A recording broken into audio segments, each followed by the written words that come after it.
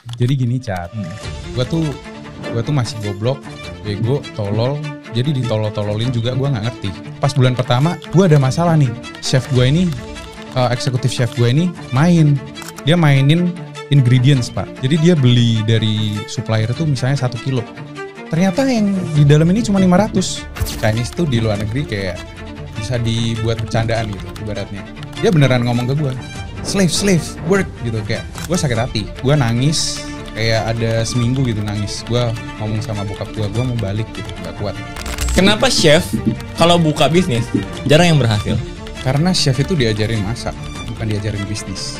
Lu ditendangnya gara-gara ada kesalahan. Oh gue gak ditendang pak. Tapi Victor Masterchef. Halo Char. Bener gak sih Victor Iya, Masterchef? bener lah. Bener lah. Nama lu Victor Masterchef? Victor Agustino. Oh tapi nggak ada apa nama Masterchef-nya di belakangnya? Nggak ada. Cuman emang brandingan gue kan melekat Masterchef. Oh. Victor Masterchef. Tapi semua anak-anak Masterchef itu namanya harus ada MCI-nya ya? Awal-awal sih. Waktu misalnya mau syuting itu, Oke. kita harus tulis Victor MCI berapa gitu. Oh itu di kontrak? Enggak. Disuruh aja biar gampang taunya. Oh bukan di kontrak ya? Enggak. Setahu gue di kontrak nih. Kalau top 6 ke atas kontrak. Oh top 6 ke atas di kontrak. Langsung otomatis kontrak. Oh lu kemarin juara berapa? 4. Oh juara 4. Di kontrak dong? Kontrak. Oh lama kontraknya? 5 tahun. Oh 5 tahun ya? Berarti sampai sekarang masih di kontrak dong? Masih. Oh, tapi nama lu udah gak ada Victor Masterchef di Instagramnya? Ya karena gue nggak pengen brandingan gue tuh melulu Masterchef sih sebenarnya. Kayak ya gue pengen nge-brandingin diri Victor Agustino gitu. Dikenal orangnya Victor Agustino bukan Victor Masterchef sebenarnya. Oh tapi kalau di kontrak gitu berarti ada potongan lah ya? Bisnis, semua, pemasukan? Khusus untuk sosial media dan endorsement, mereka potong sekitar kalau nggak salah 30-40an lah. Oh 30-40%? Iya. Bisnis juga sama? Bisnis nggak, mereka nggak nyentuh. Kalau bisnis gue yang kelola sendiri. Oh berarti semua endorsan selama 5 tahun mereka potong 30-40% lah? Iya. Di luar bisnis? Oh lumayan juga ya? Berarti banyak pak, itu bayangin aja 100 kerjaan berarti mereka udah berapa juta, ratusan juta ya. Iya, kalikan semua anak-anak Masterchef ya? Iya itulah kenapa mereka kaya pak. 5 tahun? 5 tahun. Yang ini udah jalan 3 tahunan lah. Oh tapi after 5 tahun boleh renewal? Setelah itu perjanjiannya kalau nggak salah gue baca bisa diperpanjang kalau mereka mau. Oh. Jadi gue bukan yang buat keputusan. Kalau nggak salah ya. Nah kalau lu nggak mau, mungkin make a deal. Kalau misalnya mereka mau perpanjang gue, persenannya diturunin atau gimana, aku nggak tahu sih. Oh berarti si anak-anak Masterchef ini nggak boleh nolak? Atau apa? Kayaknya nggak bisa nolak sih pak. Oh nggak bisa nolak. Soalnya ya? kan ya kita ya jadi manusia berterima kasih juga lah. Oh iya. Dulu kan pernah diangkat gara-gara Masterchef kan. Ya tahu diri lah ibaratnya. Gue juga nggak masalah sih kalau misalnya diperpanjang tapi bisa didiskusiin persenannya nih gitu. Oh tapi exposure dari Masterchef itu gede banget ya? Gede. Gue nggak bisa memungkiri kalau Masterchef itu salah satu kompetisi terbesar di Indonesia kan. Jadi dari situ gue meledak yang nggak ada followers jadi 400 ribuan lah gara-gara Masterchef doang itu. Sekarang follower 400 ribu? Sekarang 700. Oh 700 ribu? Yeah. Oh meledak ikut kompetisi itu langsung 400 ribu? Gara-gara kompetisi itu aja 400 ribuan. Tapi mungkin karena lu paling ganteng kali. Gak juga pak. Gak juga? Gak juga pak. Teman-teman yang lain juga sama? Ganteng kan relatif, maksudnya ganteng yang... Enggak, paling tersorot dong. Gue kalau nonton Masterchef dulu kan, apalagi kan ibu-ibu kan. Apalagi ibu-ibu kan. Itu kan Victor tuh tersorot banget. Ganteng, jago masak ya kan. Yeah. Apa karena itu juga enggak? Mungkin ya. Mungkin. Gak tahu lah, banyak yang suka aja kebetulan ya, puji Tuhan. Emang Tuhan ngasihnya rezekinya kayak gitu ya udah. Gue jalanin aja. Tapi cuman sampai juara 4 ya, 4 besar lah ya. Cuman juara 4. Kenapa sampai juara 4? Kalah sama siapa sih? 3, 2, 1 Jadi siapa? 3 itu ada Arsyan, Palito, sama Cheryl. Oh Cheryl. Itu juara 3-nya. Juara satunya? Cheryl. Oh juara 1 Cheryl. Cewek. Oh yang cewek. Ya. Oh Chinese. Cindo ya. Katanya. Tapi bener gak sih pemenang Masterchef tuh harus Cindo? Waduh berat ya. Kalau lihat dari season yang sekarang sih udah nggak ada Cindonya tuh top 3-nya. Oh sekarang udah nggak ada Cindonya ya? Udah nggak ada. Oh. Jadi mungkin ya nggak tahu, mungkin kali ini yang nggak Cindo ada yang kompeten buat menang ya. Boleh ikut. Ya bukan boleh ikut, mungkin boleh kali ini kompeten jadi bisa menang gitu. Oke. Bisa menang lah, dimenangkan lah ya. Enggak dimenangkan. Mereka usaha sendiri sampai menang. Kalau dimenangkan kan beda, Pak. Oh, berarti isu pemenang di MasterChef harus Cindo tuh ya tepat lah ya. Mungkin mereka memecahkan kata-kata kalau Cindo harus kalau mau menang harus Cindo itu kayaknya dipecahkan di season ini sih. Oh, menurut lu emang kenapa sih sampai ada isu pemenang MasterChef tuh harus Cindo? Apakah Cindo itu lebih menjual atau? Enggak sih. Enggak ya? Gue bilang Cindo nggak Cindo sama aja sih. Sama aja ya. Malah bahkan sekarang gue lihat yang nggak Cindo itu jago-jago juga. Bahkan dari masakan luar negeri gitu-gitu mereka jago-jago. Okay. Karena mungkin orang ngerasanya Cindo itu kuliahnya di Australia, di Amerika atau mana. Sebenarnya nggak juga sih. Banyak yang orang-orang Indonesia juga pada bagus-bagus. Nah, menurut lu chef-chef di Indonesia tuh jago-jago? Jago-jago, Pak. Nah, gue punya pertanyaan. Kenapa chef atau tukang masak Indonesia itu kurang dihargai di Indonesia? Dari segi mana ya? Dari segi gaji? Atau gue ambil contoh, eksekutif chef di hotel-hotel bintang 5, rata-rata apa? Eksekutif bule chef, kan? Iya, bule. Kenapa nggak ada orang Indonesia? Jarang lah orang Indonesia. Gue mau ngomong juga susah karena ibaratnya lu kan chefnya nih, lu pelakunya kan? Iya, kalau menurut gue ya dan apa yang gue rasain sebagai chef di Indonesia, ibarat kata Indonesia ini dikasih emas gitu. Tapi emasnya malah disuruh orang lain ngelola kayak Freeport dan lain-lain itu kan. Dia nggak bisa menghargai emas itu sendiri gitu. Jadi kalau misalnya emas ini ditaruh ke orang yang nggak bisa menghargain, otomatis lu nggak akan dapat gaji yang tinggi. Lu nggak akan dikasih eksklusifnya dan lain-lain gitu. Oh, menurut lu perusahaannya atau hotelnya nggak menghargai chefnya itu? Ya, jadi gue nggak bilang semua hotel atau semua industri itu di Indonesia tidak menghargai. Cuman kebanyakan memang tidak menghargai. Mereka lebih nganggap kayak, wah ini bule loh chefnya gitu. Jadi kayak keren, dari luar negeri, eksklusif. Tapi bener kan, eksekutif chef ya, atau kepala chefnya lah di suatu hotel ya, rata-rata kan bule kan dibandingin rata-rata orang Indonesia kan. Tapi banyak juga yang Indo, Pak. Cuman emang rata-rata bule mungkin biar kayak convincing. Lupa enggak? Kayak wah kita jualan steak. Itu kan mahal-mahal. Steak lobster, kaviar, foie gras. Sedangkan orang Indonesia yang nggak kebiasa buat masak itu, kalau buat convincing orang-orang buat beli, itu nggak akan mau. Tapi kalau misalnya nih bule yang masakin dari Italia asli atau Perancis, mereka udah kebiasa masak itu. Jadi ketika, Pak, ini kita ada steak sama foie gras, mau nggak? Chef kita dari Perancis gitu. Oke. Oh, seems legit gitu loh. Convincing. Tapi bukan berarti dia jarang masak, yang artinya kan dia nggak belajar masak juga kan. Siapa? Contoh misalkan, banyak orang Indonesia kan sekolah di luar. Lu kayaknya sekolah di luar ya? Gue di Malaysia. Di Malaysia, ambil apa?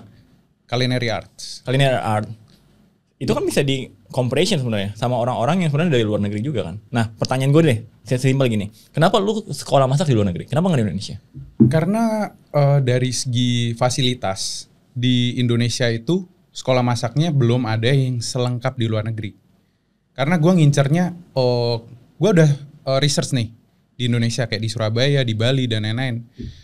Kok alatnya kurang lengkap ya? Terus kayak teman-temannya kurang internasional. Kalau gue ngincernya gue mau sekalian belajar Inggris, bahasa Inggris gitu. Segi alat, peralatan gue lihat kurang modern. Kayak yang di luar negeri itu udah lengkap, pakainya oven yang di Indonesia tuh sekolah kuliner apa ya? Apa ya? NIB ya? apa? Ya tahu deh. Universitas Pariwisata Bandung ya? Pariwisata Bandung loh masalahnya. Itu katanya bagus. Tapi itu nggak lengkap juga menurut lo? Hanya orang-orang terpilih katanya. Kayaknya bener diseleksi gitu kalau di sana. Sedangkan gue yang bukan pinter secara akademis, gue yang cuman YOLO, gue suka masak gitu.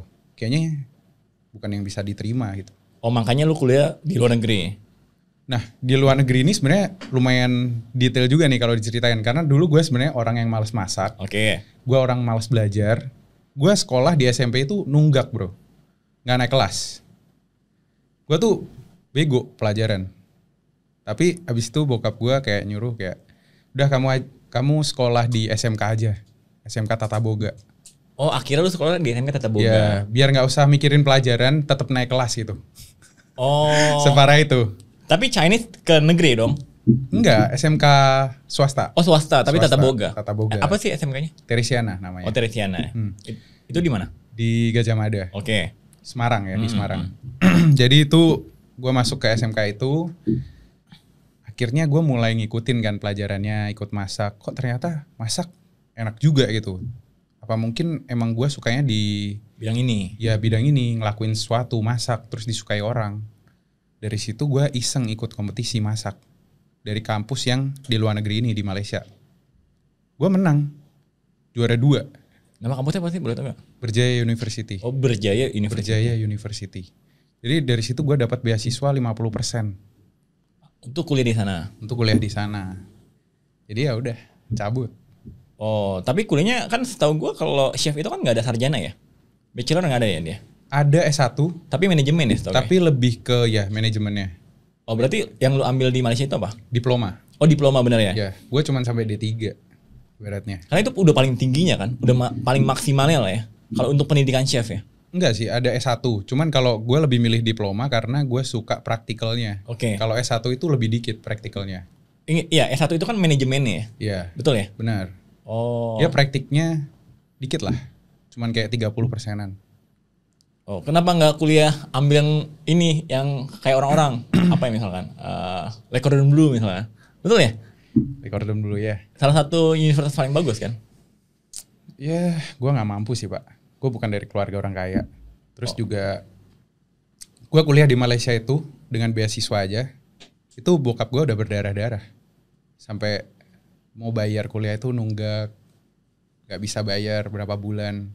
Akhirnya bisa bayar setelah udah ditagih-tagih gitu. Emang bokap kerja apa sih? Bahan kimia roti. Oh, bahan kimia roti. Ya, dia punya pabrik bikin bahan kimia roti kayak pengembang emulsifier, baking powder, sama baking soda enggak, sama apa? Mentega gitu-gitu. Oh, nyokap ibu rumah tangga. Ya. Oh, bokap lu ini yang biayain lu dari awal sampai kuliah lah. Panjang, sampai gua kerja di Amerika gua dibiayain sama bokap gua. Lu sempat kerja juga di Amerika? Iya. Jadi chef juga? Jadi chef. Jadi bukan chef yang tinggi ya. Chef bawahan, line cook namanya. Oh, line cook. Yang masak, bikin orderan gitu. Kayak setingkat demi chef lah ya? Atau komis. Oh, komis ya. Ya itu semua dibiayain sama bokap gue lah. Jadi gue utang budi. Gue pengen suatu saat nanti gue bahagiain dia. Oh. Karena ya gue berutang banyak lah ibaratnya. Sekarang menurut lu belum bisa bahagiain bokap lo? Belum. Dengan fame lu sekarang? Fame is nothing bro. Kayak menurut gue terkenal itu bukan apa-apa. Kalau misalnya itu nggak bisa bermanfaat buat orang lain. Tapi kan di sini gue gunain fame gue buat bagi resep, bagi ilmu, bagi ya pokoknya gue usahain buat ngasih orang ilmu lah atau sesuatu lah. Jangan sampai fame itu kita kejar cuman buat keuntungan kita sendiri gitu. It's nothing lah. Suatu saat fame juga bisa redup, lu bisa nggak terkenal lagi, nggak ada di muka bumi ini ya kan? Tapi jauh dong. Sekarang kan income lu mungkin udah di atas rata-rata lah. Sekarang kan lu chef, terus lu juga pengusaha, terus lu juga apa namanya influencer, content creator, yang notabene sekali post video atau buka resep atau invitation lah misalkan, kan udah gede banget dong. Nggak segede itu sih. Gue pengen, makanya gue di sini lebih ngerambah ke dunia bisnis, karena sosial media itu nggak pasti dan nggak selalu masuk gitu endorsan. Jadi suatu hari misalnya gue di bulan Januari dapat ratusan juta, tapi setahun itu sampai akhir tahun mungkin lu cuman ya dapat dikit-dikit aja gitu. Makanya lo mau fokusin di bisnis. Gue pengen bisnis dan gue pengen belajar bisnis. Makanya kan gue sering tanya-tanya lu, Cat. Cari ilmu sama suhunya dulu. Oke, pertanyaan nih. Kenapa chef kalau buka bisnis jarang yang berhasil? Chef mana? Misalkan dia jago masak deh, gak usah chef. Bisnisnya nggak sustain. Banyak dong orang-orang jago masak. Gue nggak perlu sebutin nama lah. Di bekas hotel bintang mana. Bintang makanan, juara ya. Makanan dibayar mahal. Ah. Tapi saat dia bikin bisnis misalkan, gak running misalkan. Teman-teman gue juga banyak soalnya. Karena chef itu diajarin masak, bukan diajarin bisnis. Bener juga ya. Iya kan? Oke. Sedangkan orang bisnis nggak diajarin masak, tapi dia bisa bikin bisnis. Bisnisnya bisa jalan, walaupun dia nggak bisa masak. Oh. Makanya kadang restoran, lu pernah nggak lihat restoran nih rame, tapi makanannya nggak enak, Pernah juga. ya kan? Itu orang bisnis tuh biasanya. Fine dining juga menurut gue nggak semuanya Exactly. enak, cuma mereka punya konsep, terus mereka Exactly. bisa urutin storyline-nya sih. Iya. Dagingnya dari mana, sausnya apa. Padahal menurut gue gak enak-enak banget Ya, tuh. itu mereka kayak jual prestis gitu. Jual Gengsi, ibarat kata lu bisa makan sapi dari luar negeri, Kobe beef dan lain-lain. Padahal ya pas lu makan mungkin seasoningnya kurang, bumbunya kurang atau apa. Sedangkan lu makan nasi padang nih misalnya, enak, medok gitu. Ya dari situ gue mikir, gila ya. Orang kalau udah ngerti bisnis itu apa aja bisa diduitin gitu. Dari situ gue pengen belajar bisnis. Jadi menurut lo, chef di Indonesia atau orang yang belajar masak atau yang bisa masak harus belajar bisnis juga? Gak semua. Karena kan misalnya nih ada orang di depan gitu, emang dia suka dan passionnya itu masak gitu. Ketika gue masak, hari gue terasa cepat. Gue ngelihat orang ngabisin makanan gue kayak orang gila gitu. Dia suka. Ya bukan berarti dia harus bikin bisnis sendiri. Karena ketika orang bisnis makanan, oke, gue bikin bisnis. Lama-lama fokus dia apa? Nyari customer. Oke. Dia udah fokusnya hilang buat ngelihat orang ngabisin makanan dia. Udah nggak happy lagi di situ. Happy-nya dia kalau rame restorannya. Iya kan? Kayak lu kan pasti happy dong. Happy dong. Happy dong, ya kan? Tapi apakah lu happy kalau misalnya ngelihat, wah orang ini menikmati banget gitu makanan gua? Ya biasa aja kan? Karena passionnya bukan itu ya. Ya, karena itu bukan yang lu cari di dalam diri lu lagi. Purpose-nya bukan itu. Udah shifting gitu. Udah shifting ketika orang suka masak, bikin bisnis. Udah beda, udah shifting. Nah kalau gua, somehow gue suka dua-duanya, Pak. Oh, lu suka saat reaksi orang? Gue suka nih orang makan punya gue sampai melotot atau kaget terus sampai makannya nambah-nambah. Itu gue kayak misalnya seorang seniman ngelihat sesuatu yang indah mau dilukis sama dia gitu, kayak jackpot gitu. Itu. Salah satu kebahagiaan lu dari situ. Iya. Ngelihat reaksi orang yang makan makanan lu dan dia puas banget misalnya gitu. Yes, benar. Dari situlah kenapa gue jalanin kuliah, kerja, jadi chef. Itu gue jalanin. Walaupun mati-matian gue kayak slave lah ibaratnya. Gue ada videonya, gue sering upload di Instagram gitu kan. Gue nyikatin lantai kayak babu. Sehari bisa 12 jam. Terus disuruh nyikatin, apalagi gue kan Chinese ya. Chinese tuh di luar negeri kayak kurang dihargain. Ya bisa dibuat bercandaan gitu ibaratnya. Kayak dia beneran ngomong ke gue, slave, work gitu, kayak budak gitu. Ya, kayak gitu, kayak dia kayak meraktekin kayak cambuk gitu, dicambuk gitu. Terus gue sakit hati, gue nangis kayak ada seminggu gitu nangis. Gue ngomong sama bokap gue mau balik gitu, nggak kuat. Tapi gue mikir, kalau orang tua zaman dulu kalau cerita, kita tuh kerja susah-susah gini gitu. Kalau mau sukses tuh beneran harus susah dulu dan fokus gitu di bidangnya, belajar yang benar gitu. Itu sih yang jadi pegangan gue. Waktu itu ya. Sekarang gue udah lebih fokus gimana caranya bikin bisnis yang benar aja. Kalau gue disuruh balik ke momen itu lagi, mungkin gue bisa gila, Pak. Itulah dunia masak. Kejam juga ya.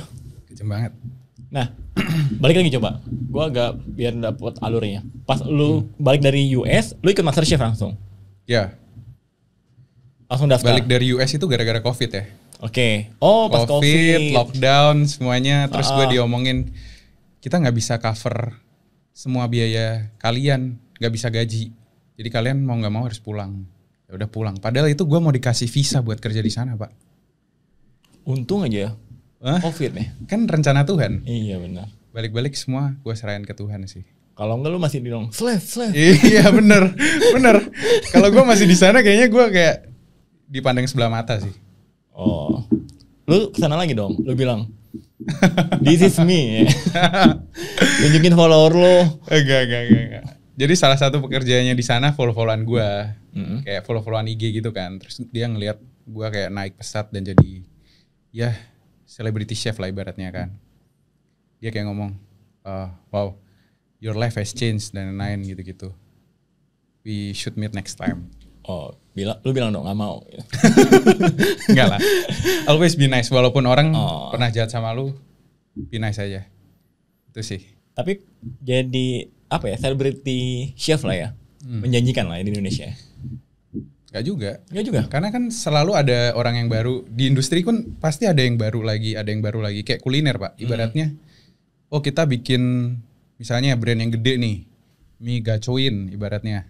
Terus gacoan ya. Oh diganti. Tiba-tiba ada Wismi. Oke. Tiba-tiba ada mie Ifumi atau apa.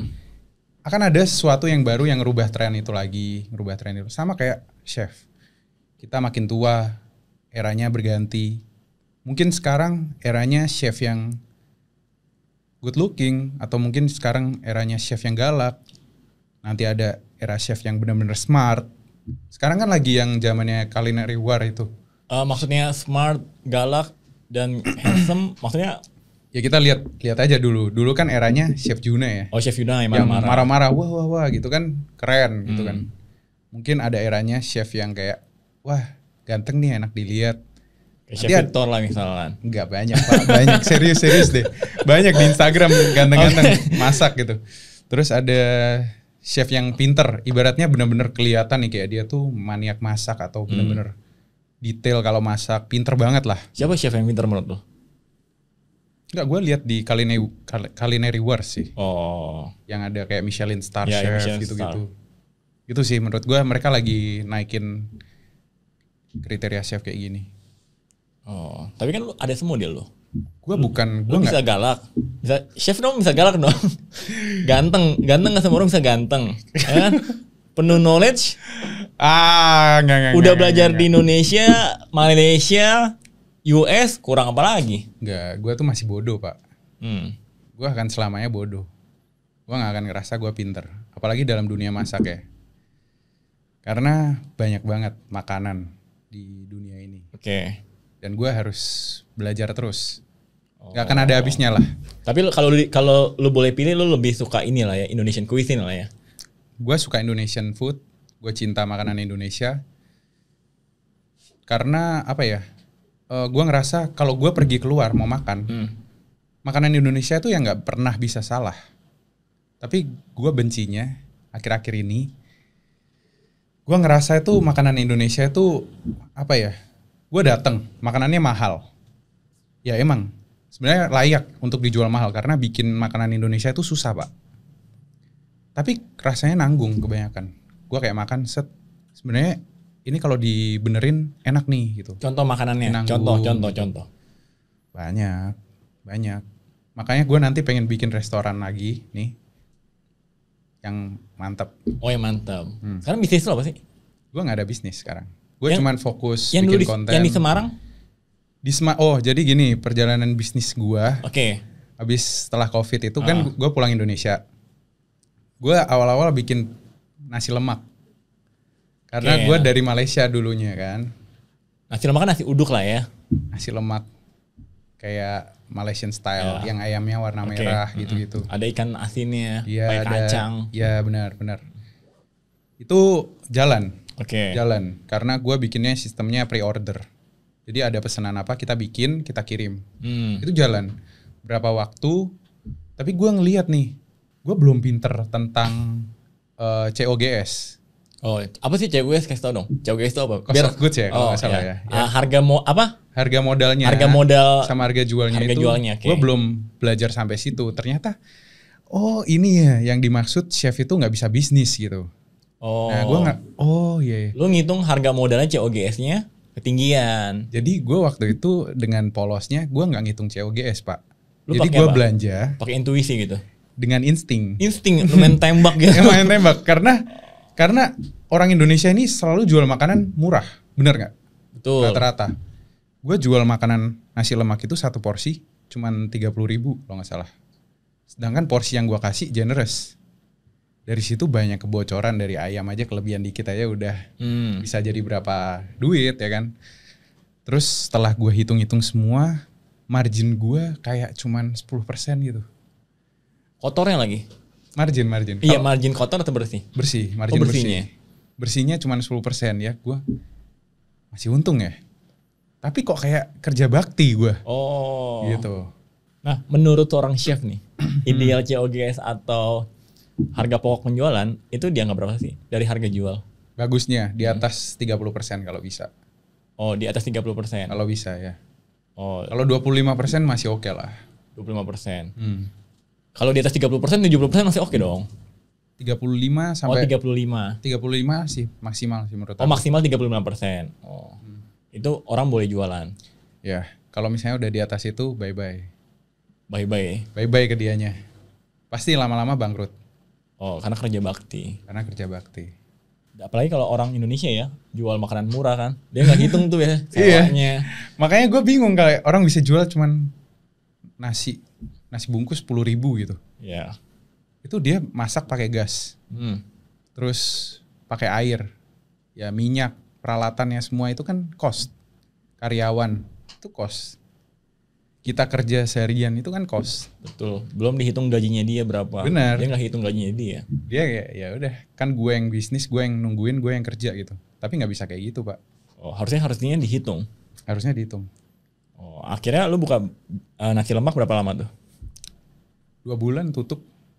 Oh, 2 bulan tutup. Tapi banyak loh beritanya di artikel terkenal juga berarti ya. Bocor. Kan bocor karena costnya kayak gitu, jadinya bocor. Gue nggak ngerasa ini profit gitu loh. Akhirnya lu tutup. Tutup. Gue capek. Itu sebelum MasterChef atau? Sebelum MasterChef. Oh. Jadi setelah itu gue apply MasterChef, audisi, keterima. Oh, keterima. Jadi celebrity chef lah. Puji Tuhan. Oh. Tapi sempat buka bisnis juga kan? Gue bikin, habis itu ditawarin bikin restoran Padang. Oke. Rindu Rasa. Terus gimana itu? Ya kan, gue juga lihat podcast lu kan. Ya so far sih restoran Padang ini tuh sebenarnya Enak. Oke. Tapi gue makan juga ya. Gue makan pertama kali waktu kita belum terlalu akrab lah ya. Yang Ya, gue waktu datang. pertama kenal ya. Iya, yang gue datang gue nggak info lu. Enak makanannya. Dan sampai sekarang menurut gue ya, menurut gue nih ya, gue kan udah datang mungkin 2-3 kali ya, masih enak loh. Itu karena resepnya seorang Victor atau karena SOP-nya yang lu terapin yang di awal yang sangat ketat gitu loh. Menurut gue pribadi, pertama kali gue datang enak, terakhir gue makan 2-3 kali lah, yang di Serpong juga gue datang masih enak juga loh. Lu berapa kali makan? Bisa dihitung jari ya tapi? Masih dihitung jari. Lebih sering ke Payakumbuh ya? Ya, kalau menurut gue Lebih sih sering Padang pinggiran sebenarnya. gue juga suka Padang pinggiran. Stylenya beda lah. Jadi sebenarnya makanan itu kita nggak bisa bandingin dulu sama sekarang. Ibaratnya hari ini lu makan ya sesuatu enak banget. Oke. Seminggu lagi dengan rasa yang sama, lu bisa bilang ini kurang. Karena turun ekspektasinya. Karena first impression lu ketemu sama orang, wah ini orang ganteng banget. Tapi setelah lu ketemu lagi, itu biasa aja. Nah, oke. Jadi standar makanan orang itu seperti itu, Pak. Kalau menurut gua, di awal mungkin lu nyoba enak. Sekarang lu nyoba enak. Enak yang sekarang itu, yang lu maksud, bisa aja, ya oke aja. Oh, karena gue udah ke-recall enakan yang pertama kali. Iya mungkin. Atau misalnya, contoh ya, gua makan dulu, enak banget. Sekarang berubah ibaratnya. Tapi pas gua makan, enak-enak aja gitu loh. Jadi gua ngerasa ya ini masih enak gitu. Padahal udah banyak yang berubah. Oh. Gitu. Kan orang nggak yang sensitif itu kayak ngerasain, oh ini rempahnya udah berkurang misalkan. Atau ditambahin. Benar. Oh. Jadi as long as it's still good, pas kita makan, ya lu nggak ngerasa beda. Nggak ada masalah sebenarnya. Nggak ada masalah. Tapi ketika lu seorang foodie yang ngerti dan lu suka, misalnya lu makan nasi goreng nih, ada aroma smoky-smokinya. Betul. One day itu nggak ada. Oke. Lu pas makan Kayak ada yang kurang nih. enak sih, tapi apa ya gitu, udah nggak sama lagi gitu ibaratnya.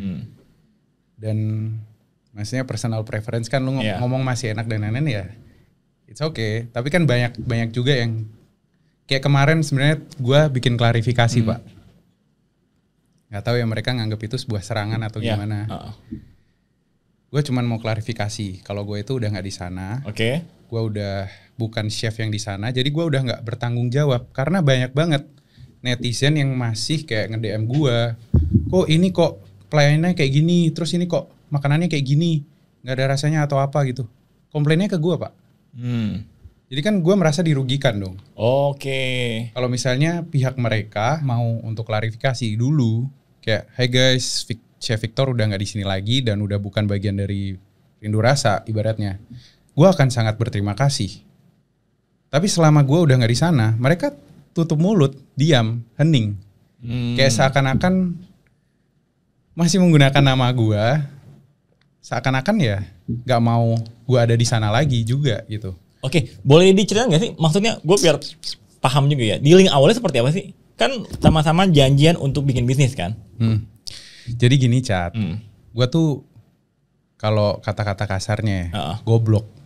Gue tuh masih goblok, bego, tolol. Jadi ditolol-tololin juga gue nggak ngerti. Oke.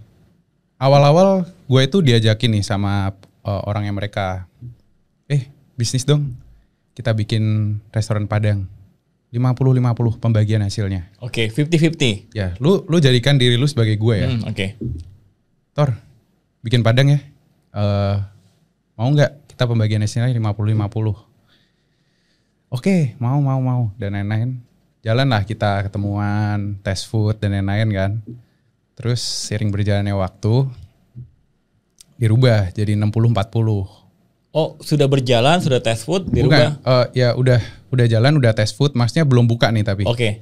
Tapi seiring pendekatan dan lain-lain kan, dia ngomong kayak bisa nggak 60-40. Ya udah, nggak apa-apa. Kayak gue mikir juga, gue nggak keluar modal kan. Gue cuman mereka ngajakin gue, mereka butuh gue buat masak dan lain-lain. Ya udah, nggak apa-apa. Setelah udah jalan, buka nih Pak. Ya banyak kekurangan dana dan lain-lain, gue talangin dulu lah. Maksudnya beli alat di dapur itu kan butuh banyak tuh. Mereka udah nggak ada dana, gue talangin dulu. Walaupun sampai sekarang duitnya belum dibalikin ya. Oke. Terus udah jalan, pas bulan pertama gue ada masalah nih. Gue ada masalah di mana chef gue ini, eksekutif chef gue ini main nakal dia. Dia mainin ingredients Pak. Jadi dia beli dari supplier tuh misalnya 1 kilo. Ternyata yang di dalam ini cuma 500. Gua nggak tahu karena nggak ada CCTV juga. Dan dia kayaknya udah kong kali kong sama suppliernya. Pas gue cek, kok ini omsetnya segini tapi kok pengeluarannya juga banyak gitu banget, kan. Banyak banget. Terus pihak mereka marah juga ke gue kan. Kok ini bisa kayak gini, kenapa gini gitu. Terus setelah kita diskusi dan kita kulik, ternyata chefnya ini main Pak. Oke, korupsi lah ya. Ya dia keluarin lah dia. Habis itu gue udah mulai fokus lagi nih. Tapi gue ngerasa mereka juga udah mulai kayak, kok Victor kayak bikin kesalahan gitu. Ya menurut gue dalam bisnis, masa lu langsung berharap perfect langsung di awal kan gak bisa Pak. Dan lu juga ngerasain kan F&B sambil beriringnya waktu lu sambil belajar. Nah mulai gue jalanin lagi. Bulan kedua, bulan ketiga, gue bener-bener datang ke sana tiap hari Pak. Gue boncos. Lu tiap hari datang ke sana? Tiap hari datang ke sana pagi sampai malam, boncos gue. As a owner lah ya. Kalau dibilang owner juga di perjanjian gue cuma jadi chef. Jadi gue di perjanjian tertulisnya itu sebagai chef atau koki. Oke, jadi perjanjian awal lu as a chef, lu dapat pembagian 50-50. Terus itu berupa saham atau profit? Jadi 60-40 lah. Oh sorry, jadi berubah jadi 60-40. Itu berupa saham atau profit? Pembagian hasil, alias ya pembagian profit harusnya. Oh pembagian hasil, alias pembagian profit lah ya. Tapi itu nggak dibuatkan secara legalitasnya, misalkan CV kah atau PT kah? Gak sih, cuman kertas aja. Oh perjanjian PKS biasa lah? Iya. Oh, antara Cuman Victor. perjanjian kertas, terus pada tanda tangan di situ, di setiap lembaran yang ditandatanganin ada materai tanda tangan. Oke. Gak ada yang notaris, terus datang disebutin satu-satu, enggak. Oh, itu pembelajarannya. Salahnya di situ. Menurut Salahnya lu? karena gue ngerasa dulu itu gue waktu bikin perjanjian itu, gue udah ngomong ini harus jelas nih, job desk aku apa aja. Terus aku harus dimasukin ini gajiku berapa dan lain-lain. Tapi pihak mereka ngomong kayak ya tar dulu lah kita sambil belajar. Kita omongin secara kekeluargaan aja. Bisnisnya ini secara kekeluargaan. Oke, nah gue masih kurang paham. Lu ditendangnya gara-gara ada kesalahan. Oh gue gak itu? ditendang pak. Gue gak ditendang. Tapi? Gue mengeluarkan diri. Mengundurkan diri. Lu mengundurkan diri. Yes. Karena ada ketidakcocokan di tengah jalan. Bukan karena ketidakcocokan ya. Tapi pihak mereka tidak kayak apa ya? Misalnya ini kan harusnya pembagian hasil 60-40 nih. Tapi ternyata kenyataannya gue cuma dapat 12%. Jadi gue dapat 40% dari 30%. 40% dan 30% ya. 12% Ya, jadi gue kasih secara total ya. Gue kasih hitungannya nih. Oke. Ibaratnya 100%. Oke. 70% buat balikin investor. 100% dari keuntungan ya misalkan. 100% dari keuntungan, Oke. misalnya 100 juta. Anggap untungnya 100 juta. Oke. 70 buat investor, balikin. Oke. 30 ini buat pengelola. Oke. Jadi yang ngelola ini bukan cuman gue. Karena gue kan sebagai chef. Perjanjiannya kan sebagai chef. Gue ngurusin makanan. Ya. Yang ngurusin tentang karyawan dan lain-lain ada. Yang ngurusin finance ada. Jadi kita 3 orang. Oke. Nah, 30 ini buat kita-kita yang ngurusin bareng-bareng. Nah, gue dapat 40 dari itu. 60 buat finance, buat operasional dan sebagainya lah. Iya. Iya bener dong, kan 70. Tapi nggak semuanya buat operasional sama finance. Jadi ada banyak orang juga. Terlibat di situ lah ya, misalkan. Ya, Yang dibagi-bagi lah. Keluarga-keluarganya dia Oke. dimasukin di situ. Which is yang nggak kerja juga dapat gitu. Oke, berarti lu dapet 40% dari 30% itu. Berarti 12% lah ya kurang Iya. lebih. Ya itu gue udah nggak masalah. Gue tetap nggak masalah nih Pak. Oke. Ya udahlah. Buat gue itu masih gede. Buat gue uang segitu tuh masih gede Pak. Gue nggak punya duit. Gue udah hopeless. Gue kayak udah jualin mobil dan lain-lain. Gue jalan 3 bulan nggak ada pemasukan. Gue udah kayak ya udah make a deal segitu ya gue terima aja. Tapi intinya gue minta gaji juga lah sama mereka ibaratnya. Mau digaji lah. Sebelumnya nggak digaji? Nggak digaji. Oke. 3 bulan jalan itu nggak digaji. Oke. Gue minta gaji. Ya harus debat lagi dan lain-lain. Karena walaupun awalnya gue kan udah minta nih, tolong dijelasin gue digaji berapa, job desk-nya apa aja. Tapi akhirnya digaji nggak? Akhirnya digaji gue di bulan keempat. Oh di bulan keempat. Dan gue dibagi hasil juga bulan keempat. Jadi karena meeting dan lain-lain pembahasan itu dibuatlah perjanjian kalau kita nyentuh 1M dibagi nih. Oke. Nah gue dibagi. Kalau nyetor 1M per satu outlet. Oh iya. Rame dong, rame banget dong. Puji Tuhan Pak. Tapi lu digaji kalau lu tahu berapa sih? 10 juta, 20 juta, 30 juta. 6 juta. Oh, lu digaji 6 juta plus sharing profitnya itu. Nah, yang lu ngerasa nggak fair adalah 70-30-nya itu. Pembagiannya jauh di luar perjanjian. Oke, nah coba ya. Enggak kan gue mau nanya juga nih Iya, sama iya. lu kan sangat tahu tentang Betul. dealing dan Oke, lain-lain. oke. Pembagian. Gue pengen tanya nih sebenarnya kalau misalnya perjanjiannya kayak pembagian hasil 60-40 nih, harusnya seperti apa sih Pak? Oke, nah perjanjiannya 60-40 di awal ya. 60 untuk pihak A misalkan, 40 untuk pihak lu. Iya. Betul ya? Ya. Dan gue sebagai chef koki. Dan lu sebagai chef, ya. Sebenarnya gini.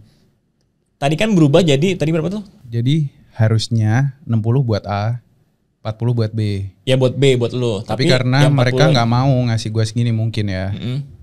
Dirubah lagi. Jadi setelah diskusi buat A 70, 30 ini buat semua yang operasional dan gue dapat 40% dari 30. Oke, berarti kan ada 3 kali perubahan.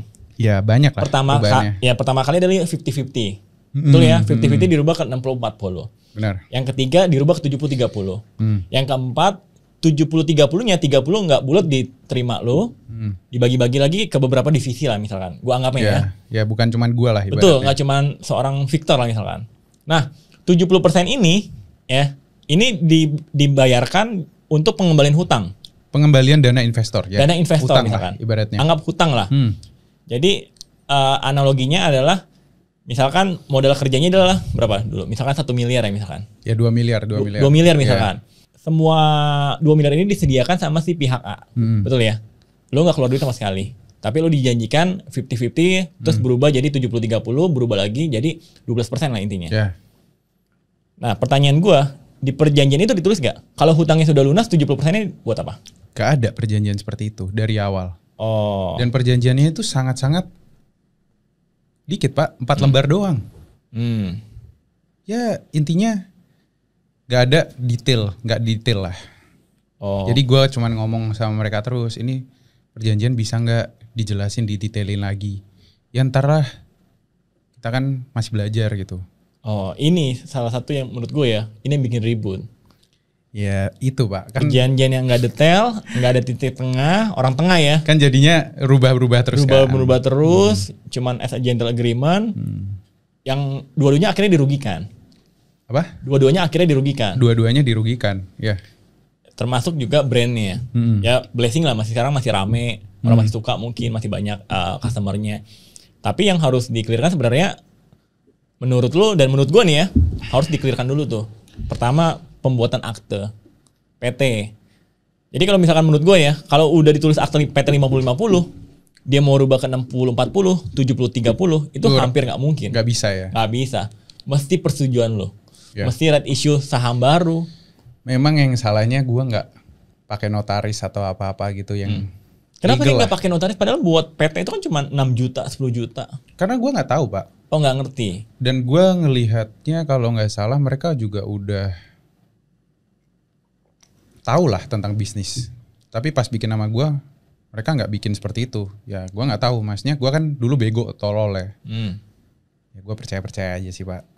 Oke. Itu. Jadi masalahnya karena beda pemahaman. Tapi lu digaji, terus juga dapat sharing profit. Tapi akhirnya lu merasa bahwa ini nggak fair lah dengan perjanjian yang disepakati di awal. Tapi gue tetap jalanin. Dan gue mentoleransi. Walaupun gue diturunin sampai 12%, gue tetap mau, ya udah nggak apa-apa. Titik akhir yang benar-benar lo keluar kenapa? Jadi gue tetap jalanin Pak, Okay. Sampai itu bulan keempat 5. Jadi bulan keempat sama 5 itu omset, wah terbang Pak. Kayak lu kalau beli meme coin, tiba-tiba sampai ngepam banget. Ijonya tuh sampai langit. Okay. Ijonya sampai langit, terus gitu kan. Itu sampai nyentuh di bulan ke-6 omset 1,4 M-an lah. Tiba-tiba gue ditelepon, kita mau rubah ya gajinya jadi 15% dari omset. Yang awalnya 10%. Apa tuh? Gaji apa tuh? 10%, 15%? Gaji kita yang ngelola. Oke. Kan pengelola inilah. Yang kayak gue ada finance, ada human resource gitu kan. Tim lu lah misalkan. Timnya lah.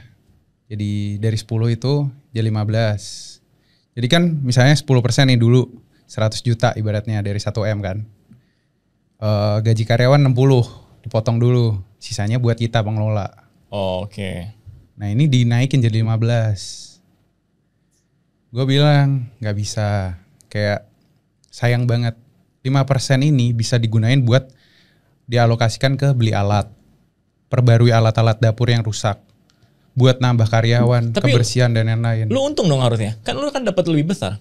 Loh, kan gini Pak, gue mikirin tuh perusahaan, bukan mikirin diri gue sendiri. Oke. Sekarang kayak misalnya lu sebagai CEO Sambal Bakar, 5% itu besar nggak? 5% kalau bisa bikin bisnis lu lebih sustain, lebih bagus, lebih oke pelayanannya, lebih baik buat lu atau buat Sambal Bakar? Oke, ya buat perusahaannya dong. Pasti buat Walaupun perusahaan. sebenarnya lu berdampak juga atas kenaikan itu. Ya, walaupun gue dapat makin cuan. Makin cuan ya, makin gede lah. Tapi gue kan mikirnya nggak sampai situ dulu Pak. Oke. Gue mikirin bisnisnya ini gimana caranya biar disukain orang, brandingannya naik. Karena nama gue yang di sini yang dipertaruhkan, bukan nama mereka. Mereka semua investor itu siapa? Nggak ada yang tahu. Tapi semua orang taunya gue. Kalau misalnya ada tikus aja lewat, nama gue yang hancur. Iya ya. Karena Karena mereka masih aman. frontline-nya adalah Victor. Betul. Victor Masterchef. Itulah salah satu kenapa gue harus klarifikasi Pak. Oke. Bukan ada tujuan untuk menyerang. Kalau misalnya ngomong diserang dan lain-lain, dia merasa kecewa gini gitu, tolonglah pahami. Anda masuk ke bisnis yang ada masalahnya gitu. Ibaratnya perusahaan bank apa gitu. Direktur utamanya korupsi. Pasti perusahaannya turun dong, Pak. Atau ada masalah dong. Ya lu ngapain invest di situ? Benar kan? Makanya sebelum lu invest, research sebanyak mungkin. Kalau misalnya ada yang lu udah tahu nih misalnya Victor keluar, kenapa? Tanya gue lah harusnya. Kenapa? Jangan cuma nanya pihak sono. Tapi lu sama kenal gak sih? Ya kenal-kenal biasa sih. Kenal-kenal di Instagram lah. Pernah ketemu tapi? Dulu waktu dia mampir ke Rindu Rasa. Oh, pernah mampir ke Rindu Rasa. Ya. Dulu dia pernah mampir, dia suka makanannya. Dia bilang enak lah. Karena kemarin reason dia invest ya karena dia bilang enak. Dan gue yakin ya semua orang mengakui lah makanan enak gitu lah. Pak, itu makanan di Rindu Rasa gak ada lu temuin di mana aja. Karena itu creation gue. Bukan berdasarkan lidah siapapun ya, tapi gue yang create, rempah apapun dicampur itu gue yang bikin. Oh, lu buat resepnya dari nol lah. Iya. Tapi kan sekarang lu bener-bener gue timbangin semuanya. Makanya kalau bilang kemarin kayak Victor itu cuma saham kosong, gue tersinggung sih. Karena apa? Karena sebuah saham kosong. Tapi gue modalnya banyak banget, Pak. Satu, resep. Cat, resepnya sambal bakar, gue bongkar boleh gak? Okay. Gak bisa, itu mahal banget, Pak. Pagi sore. Gak bakalan dijual sama dia. 1M, 2M itu gak ada harganya. Oke. Ya, terus 2, brandingan gue. Harga diri gue, nama baik gue. Gue pertaruhin di situ, itu berapa? Kalau gue jadi BA udah berapa M, bro? Paham kan maksudnya? Iya. Jadi kayak saham kosong. Ada value-nya gitu. lah. Iya. Jadi buat orang-orang, ya gue pengen ngasih tahu juga sih buat orang-orang di luar sana ya. Kalian punya duit 5M, 10M. Kalau nggak tahu mau bisnis apa juga mau ngapain gitu. Duit kalian itu buat apa? Depositin aja ke bank. Kena inflasi, habis lama-lama. Ya kan? Atau enggak ikutlah Timothy Ronald beli Bitcoin. Siapa tahu to the moon ya kan? Oke. Nah ini juga perlu jelasin sih sebenarnya. Ini pandangan dari gue ya. Sebenarnya kalau misalkan ada dua pihak misalkan, pihak A dan pihak B. Pihak A ini misalkan pengusaha. Ya. Pihak B ini influencer atau content creator sebenarnya. Pihak A misalkan dia keluar dana 5 miliar. Ya. Pihak B itu nggak keluar dana. Tapi dia keluar effort misalkan buat resep. Ya. Upload di sosial medianya dia. Ya. Atau apapun itu lah ya berhubungan dengan sosial media atau marketing lah misalkan, karena kan biasanya ada dua pihak kan, backhand sama frontline. Nah kadang-kadang si content creator atau influencer ini merasa bahwa nggak keluar dana dari pihak pertama nih, makanya harusnya ada namanya tuh kalau di saham as a golden share. Golden share. Ya. Jadi gue pernah dengar. As a golden share ini sesuatu value yang bentuknya bukan uang yang bisa dirupiahkan. Misalkan contoh, resep lu. Sebenarnya lu tulis, disepakatin di awal biar nggak ribut, Pak. Gue bikin resep nih. Ya udah hargain dong resep gue 500 juta. Oke. Gue ngupload di sosial media gue. Nggak pakai SOE deh, tapi gue ngupload. Tapi tolong dong hargain. Misalkan harganya jadi 500 juta juga. Terus kemudian oke deh, gue jadi frontline-nya. Hargain gue juga dong as a golden share. 500 juta misalkan. Nah, di total. Waduh, lu ngomong gini gue malah jadi makin sedih, Pak. Karena seberharga itu gue jadi ngerasa kayak sayang banget gitu. Dulu gue gak kayak gitu. Ya, nah itu pembelajaran aja. Jadi as a golden share ini sebenarnya bisa juga di bisnis. Jadi bukan berarti lu nggak keluar duit, lu nggak keluar modal. Salah. Karena berapa kali ya, gue sama teman-teman punya partner juga, influencernya nggak keluar dana. Tapi kita hitung berapa value-nya yang dikeluarkan. Jadi si influencer pun atau content creator pun nggak bisa bilang bahwa wah gue nggak dibayar. Enggak loh. Di akte PT gue masukin harga BA lu kita sepakatin di awal. Mungkin nggak harga deal kayak harga misalkan brand sama orang lah. Ada special price lah. Iyalah. Harga lu misalkan bikin resep nih. Gue hargain loh 500 juta. Gue masukin PT. Ya. Nah, Ini yang harus diluruskan. Kadang-kadang influencer atau content creator, bahasanya Victor lah misalkan, masih kurang smart lah, goblok lah misalkan. Goblok, ya. Nggak ngitung, harus disepakatin. Ya. Jadi buat kalian sih jangan mau digoblok-goblokin sih menurut Ya, gua. harus dihitung aja. Sekekeluargaan apapun itu nggak akan bisa karena tetap yang megang kalau di Indonesia ini ya, yang menang tetap yang masuk duit. Makanya bener juga bilang kayak, oh gue invest dan lain-lain lebih setara gini gitu. Memang, gue akuin memang. Tapi kalau misalnya gue lebih pinter dulu, akankah ini terjadi? Ya. Itu buat kalian semua biar kalau bikin bisnis nggak ada masalah. Itu aja sih. Ya. Kalau gue ini gue jadiin sebagai ilmu yang sangat-sangat mahal, berharga. Bikin gue mungkin kedepannya sukses ya. Doain ya bro. Tapi nggak apa-apa lah, kan jalan Tuhan. Rindu rasa sekarang berjalan dengan pilotnya sendiri, ya semua juga teman, ya kan, dan masih rame loh. Gue baru kali datang ke Serpong tuh rame, dan gue yakin bener percaya dah. Pak, gini Pak, gue waktu kerja di sana, semua karyawan itu di dapur, gue ajarin satu-satu sampai paham. Resep gue buka. Gue bukan tipe orang yang pelit nih. Wah resep udah disimpenin semua dan lain-lain. Karyawan pada nggak ngerti. Ini tanya sama adik sepupu gue itu. Itu tangan kanan gue. Dia gue ajarin sampai ngerti. Sampai gue tinggal ngerti. Jadi ketika restoran itu nggak ada gue, masih berjalan seperti biasanya aman. Karena gue ngerasa ketika gue sebagai chef, gue harus jadi berkat Pak. Oke. Karena ya mungkin di agama gue diajarin seperti itu. Gue harus jadi berkat ketika gue kerja dimanapun. Gue harus ngajarin mereka dapat ilmu. Karyawan-karyawan itu semua dapat ilmu, paham. Itu sebuah kayak bekal lah buat mereka nanti ke depannya. Itu sih. Ya tapi mungkin salahnya gak dengan hukum yang nge-backup gue maksudnya. Perjanjian yang bisa nge-backup gue Ya. gitu. Salahnya juga tadi nggak buat PT. Padahal kalau buat PT, perjanjian dirubah dari 50 ke 50, dari 55 ke 50, dirubah ke 5149 aja. Itu nggak bisa. Harus persetujuan semua shareholder yang ada di PT. Nah lu kan tadi nanya juga kan, kenapa akhirnya gue mengundurkan diri kan. Kayak waktu itu kan gue sebenarnya minta tolong ketemu lu ngobrol kan Cat. Ya. Oke. Bagusnya gimana. Gue gak mau soalnya yang bagusnya buat gue doang. Maunya bagus buat tengah gitu. Oke. Gue udah coba diskusi ngomong fix rate gaji aja. Misalnya sebulan fix 15 juta atau apa-apa. Dia balasnya kayak, lu bisa keluar angka segitu 15 juta, gue maunya 30 juta. Lu bisa keluar angka, gue keluar angka. Terus gue langsung jebret. Madek gitu kan. Gue langsung ngomong, ya udah, gue mengundurkan diri aja. Intinya ini semua udah sangat dirubah-rubah. Udah jauh dari perjanjian awal itu udah kayak, udah beda banget, udah jauh banget. Gue udah gak ngelihat gue dihargain di sana, jadi gue mengundurkan diri. Nah dari situ, ya itu balik lagi. Klarifikasi gue bukan untuk menjatuhkan. Ya. Tapi untuk benar-benar itu klarifikasi. Menjelaskan.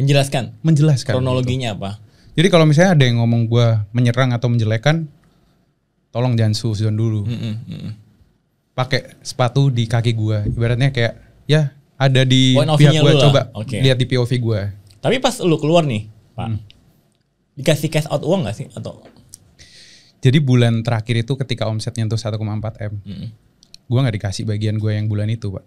Sama gaji gue bahkan gue gak dikasih. Dan gak ada uang terima kasih misalkan? Atau Gak uang ada. cash out, goodwill lu lah? Royalty karena gue bikin resep gak ada. Goodwill gak ada. Bahkan gue kemarin ditawarin nih.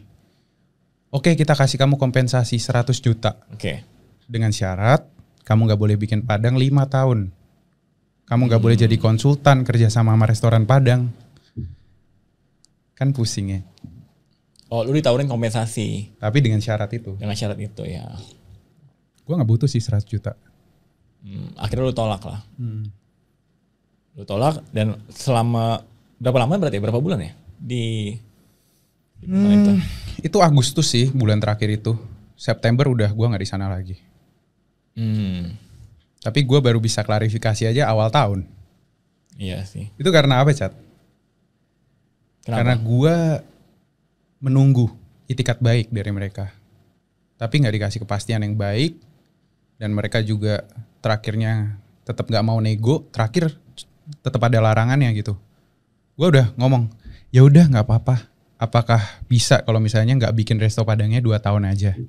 Oh, Nggak mau. Lu sempet nego. Gue sempat nego kayak gue ya udahlah kompensasi terima tapi nggak bikin Padang 2 Dan tahun. itu sebelum lo mau nikah juga kan? Sebelum Berarti menikah. jadi butuh. Enggak itu sebelum menikah itu sebenarnya pas lagi baru-baru keluar, baru-baru ngundurin diri. Tapi setelah itu kan proses negosiasinya lama kan. Betul. Ya kalau bilang kayak ngomongin ini semua butuh berbulan-bulan buat jelasinnya, gua rasa enggak sih. Ini cuman berapa jam? Gak ada sejam ya malah nih. Nggak ada. Ya tapi clear, gua jelasin semua.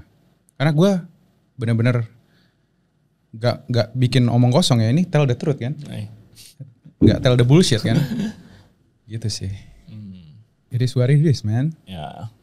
Tapi dalam lubuk hati lo yang terdalam gue yakin percaya dong bahwa lu juga happy kalau misalkan ada 2 rasa sekarang take off rame. Gue happy tanpa ada lu juga. Karena ini ya yang salah satu yang membedakan kerjasama influencer dan investor. Biasa influencer diajak kerja sama investor. Oh kita bikin gini gitu. Influencernya oke, gue mau posting, gue mau bikinin resep. Tapi belum tentu sukses pak. Nah gue di sini gue happy-nya. Walaupun gue udah gak di situ lagi, gue mensukseskan bisnis ini. Bukan yang gue bikin terus flop. Gue mensukseskan. Bahkan mereka sampai berani bikin cabang banyak. Bahkan gue BEP dalam 6 bulan, Chat. Cepet juga ya. Kan lu pernah bilang sama gue, BEP 6 bulan, bapak kau.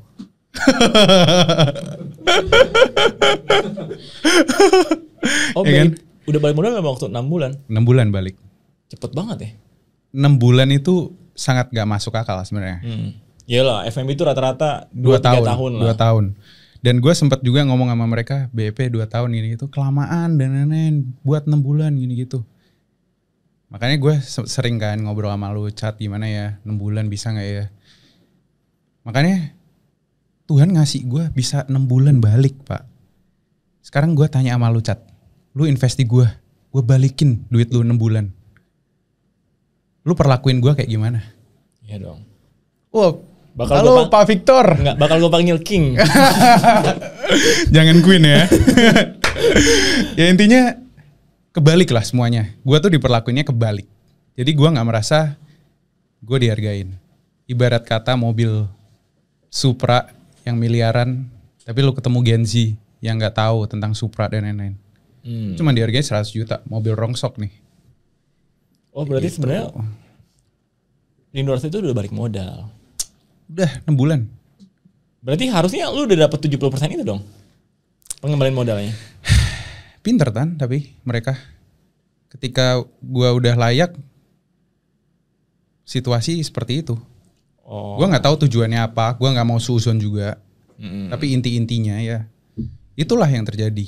Dan bisnis sekali lagi kalian harus benar-benar ngurusin legalnya sih. Karena kalian bukan apa-apa kalau nggak nyetor duit. Katanya siapa? Ya kata beberapa orang lah. Salah satu. Ya harus dihitung matang-matang lah. Ya, jadi, kalian harus pede. Walaupun kalian nggak punya duit, kalian punya kemampuan. Kalian pede sama kemampuan kalian. Percaya. Kalau ketemu orang yang tepat, kalian bisa jadi seseorang sukses. Ya. Tinggal hitung aja as golden share-nya sebesar apa. Angka nominal disepakatin. Semua tertulis legalitas jelas di atas PT. Udah, menurut gue ya, gak mungkin ribut itu. Kalau ribut pun mungkin ya. Lu pasti juga dulu pernah kan? Pernah. Ngadepin ribut-ribut. Pernah. Lu kan maksudnya seorang Richard. Oh. Mulai dari bawah. Pernah. Pasti lu ngerasain semua kayak gitu. Gue ninggalin brand dulu namanya, gue jujuran aja ya. Ninggalin brand namanya dulu Summer House. Jualan minuman smoothie. Sama, udah 100, udah 7 cabang gue tinggalin. 7 cabang. Tapi gila. Akhirnya gue keluar, kalau gue ganti nama jadi Summer Mini Bar. Oh masih sampai sekarang ya? Terakhir udah gue jual 2 tahun setengah yang lalu gue dijual company-nya. Jadi 120 cabang. Nah sama karena nggak ada legalitas jelas di atas PT dan harus logowo sih. Itu sama temen lu? Sama mantan bos. Nah, itu lebih berat. Karena posisinya udah pasti dia di atas. Iya. Kalau kita sama temen sama orang yang udah lama kenal kan mungkin masih setara. Tapi ini mantan bos. Jadi lu nggak ada pilihan selain mengundurkan diri. Dan gue pergi. Tapi gue bilang waktu itu gue izin buat yang sama. Kalau gue. nggak ada larangan buat lu berapa tahun nggak boleh Kan bikin nggak terima yang uang sama kayak lu tadi. Gue nggak terima uang sama makanya gue juga apapun, dan milih nggak ada tantangan. Tapi gini lah, kan tadi lu yang bilang Tuhan kan punya rencana. Ini jalannya Tuhan. Amin. Banyak kan peluang kan. Gue denger kemarin sama Arif Muhammad pengen kolaborasi. Kayaknya Renang. masih sibuk ini. Oh, masih sibuk main ya? mobil ya kayaknya. Oh, main mobil. Iya. Kijang itu kayaknya. Nah, terus tadi ada brand baru. Brand barunya apa tadi? Udah boleh spill belum? Tungguin lah. Konsepnya aja lah, konsepnya. Gue bakalan bikin restoran Indonesia terenak segading Serpong. Waduh. Terenak segading Serpong. Kan kalau sambal bakar kan teramai ya. Oh, oke. Ya. Ini terenak. Terenak ya. Semoga aja gara-gara enak ramai juga sih. Tempatnya di mana? Jajaran juga sama sambal bakar. Oh, sederetan sambal bakar Serpong. Jadi kita nanti sering ketemu aja, Pak. Oke. Atau kita bisa tuker komplimen. Lu makan gratis ya. Boleh banget. Oh, tapi kalau di bisnis ini gue mau nanya nih. Sudah lu perjelas, ada akte PT-nya. Ya, kalau bisnis ini gue bener-bener gue belajar dari kesalahan. Gue yang bikin PT, nama perusahaan, nama restoran ini gue hakiin atas nama gue. Sudah dihakiin? Yes. Gue bener-bener play safe kali ini. Ibarat kata, gue juga mencari partner yang cuma naruh uang, gak mau ikut campur. Oke. Jadi ketika ya mereka mau take over juga, emang gak ada niatan buat take over sebenarnya gitu. Jadi bener-bener gue yang ngurusin, hitam di atas putih, semua jelas, aman sih menurut gue. Dan sudah berbentuk PT? Sudah. Dan nama gue sudah di situ. Oh, sudah di situ. Perjanjiannya juga semua ada notaris jelas. Oke. Ya dalam nama Tuhan Yesus semua lancar. Di BSD? Di Gading Serpong. Oh, Gading Serpong apa BSD? Gading Serpong, Pak. Kalau sambal bakar tuh kan deretan BSD itu masuknya? Itu masih BSD ya? BSD itu. Kalau Gading Serpong tuh sama rekon sebelumnya. Ya, pokoknya nanti kalian tungguin aja. Kalau ada yang viral di daerah situ berarti itu punya gue. Oh, itu punya lo. Omset gue menurun nih kayaknya nih. Enggak. Lu percaya apa enggak? Semakin rame kawasan itu, semakin besar omset lu. Ini smart banget. Gue tipe orang yang seperti itu. Tipe orang yang lebih suka buka di kawasan yang rame dibandingkan sendirian. Iya. Karena menurut gue rezeki nggak mungkin ditukar. Bener banget. Dan orang tuh bukannya customer pindah, dia malah bakal lebih banyak datengin tempat itu. Ya, jadi kawasan situ jadi rame, Pak. Jadi lebih hidup. Jadi jumlah penduduknya nanti mulai naik. Orang trafficnya makin lebih tinggi. Ya, gue percaya itu sih. Ya masa gue nyaingin sambal bakar yang cabangnya udah berapa sih? Udah 30-an ya? Amin. Oke, jadi buat brand dan ya kita berharap lah semuanya juga baik-baik aja, nggak usah ada ribut-ribut. Dan lu kan udah legowo kan? Gue udah ikhlasin, tapi jangan pihak mereka jangan ngejelekin nama gue sama bahas-bahas gue lah ibaratnya. Karena gue udah ikhlasin nih, jangan nyenggol gue lagi. Kalian udah gue kasih ibaratnya. Ini bekal buat kalian hidup ibaratnya kan. Tapi jangan nyenggol gue lagi. Tapi kalau gue ngobrol sama teman-teman ya, mereka sih harusnya sih nggak tahu ya, mungkin bahasanya ya. Tapi kalau gue ngomong sama si kemarin, dia sih fine-fine aja. Malah kita mau main badminton bareng kan. Gue nggak ada masalah. Tapi kalau misalnya mereka, gue ketemu sama beberapa pihak yang kayak misal karena kan owner Indorasa juga, dia juga nggak pernah ngejelekin lu sih, maksudnya nggak pernah berharap ini bakal panjang lah, karena ini kan udah jalannya masing-masing, berharap bahwa Rindu Rasa bakal rame sampai hari ini juga masih rame, masih enak makanannya ya. Victor dengan brand barunya hari ini, dengan bisnis barunya hari ini, makin ganteng, makin diberkatin kan, jadi selebriti fitness, selebriti fitness, selebriti chef, nggak karena brand tuh ya. Panutan gue sebenarnya lu sih, Cak. Aduh, makasih banyak Pak. Makasih Kapan banyak. lagi jadi CEO yang go love tiap hari ya kan, keliling Bali diving ya kan? Itu ngilangin stres. Gitu ya. Karena nanti apa namanya umur udah bertambah, rambut udah mulai rontok ya.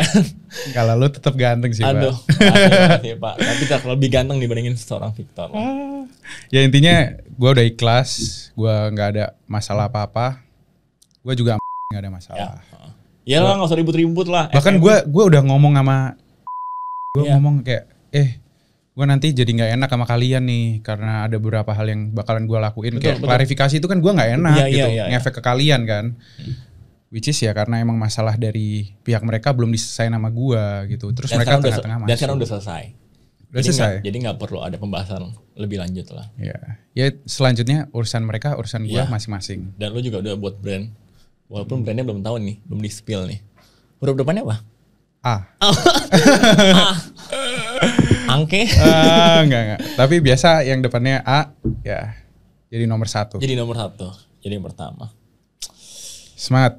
Dan ini pesan buat teman-teman ya, jangan lupa, apalagi influencer lah, ya, jangan lupa legalitas PT. Kalau misalnya kalian nggak store dana, sebenarnya nggak ada masalah juga, nggak wajib kok store dana. Tapi kalau misalnya kalian mau store dana, itu lebih baik. Tapi kalau nggak mau store dana, ya hitung saja berapa golden share yang disepakatin, nominal goodwill lah, value-nya kamu lah. Misalkan tadi popularitas kamu, misalkan buat resep dari kalian, misalkan ya itu hitung berapa nominal yang harus disepakatin. Biar investor juga nggak semena-mena, investor juga punya kepastian, jadi bisnis juga bisa sama-sama enak. Sama-sama intinya enak. Ya. Aduh, nggak kerasa ya, ini 1 jam lebih lah. Tapi nggak sampai 3 bulan tapi, nggak berbulan-bulan tapi. Oke. Masih ada lagi nggak nih? Nggak ada. Ya. Kayaknya hidup gue barusan. Nggak, lu tuh kayak saksi hidup gue tau, Cat. Kenapa? Karena lu ngelihat gue dari ngerintis awal-awal, gue kena masalah banyak. Terus gue udah nggak di bisnis itu lagi, sekarang gue ngerintis lagi. Gue kayak ngelihat lu saksi hidup gue, sumpah. Dan gue percaya lah di tempat yang baru, dan gue juga tahu tempatnya di mana, itu pasti jauh lebih ramai. Income lu bakal lebih tinggi, lu berdampak buat banyak orang, buka lowongan kerja banyak, ya makin diberkatin lah. Gue percaya juga makin semua orang makin diberkatin. Ya. Amin. Ya kita bisnis nggak perlu ribut-ribut, kalau memang nggak sesuai, udah kita keluar aja. Let it go lah. Exactly. Ya. Yes. Let it go. Kita fokus ke depan. Ya. Sesi terakhir. Ya. Tell the truth. Apaan tuh? Aduh. Tadi kan udah bisnis semua ya. Tiba-tiba gue semeriwing ya. Tell the truth. Seorang Victor. Ini beda lah ya, jangan bisnis lagi ya. Udah nggak bisnis ya. Nikah itu enak nggak? Enak banget, Pak. Enak banget. Secara rohani, lu udah ya nggak dosa lah. Betul. Terus secara sama pasangan lu, semuanya terbuka, jelas. Tapi katanya ya, kalau orang nikah itu income-nya makin naik ya, benar nggak sih? Mungkin habis ini, Pak. Oh, habis ini? Karena gue nikahnya habis keluar dari bisnis gue. Oh. Tapi gue percaya nih, suatu saat gue pasti akan diberkati Tuhan. Oh pasti dong, pasti. Karena tujuan hidup gue pengen memberkati orang lain. Pasti. Tuh. Dan nikah itu enak ya? Enak lah. Enak, Pak. Halal. Chef, istri cantik, ya kan? Enak lah pokoknya. Buat yang mau sama Richard, langsung aja DM IG-nya. Pasti diajak golf dulu tapi biasanya. Enggak, kita nggak golf, kita diving. Waduh, itu lebih basah ya. Richard suka yang basah-basah guys ya. Jadi kalian siap-siap dulu. Langsung kita tutup aja ya. Thank you Victor Master Chef.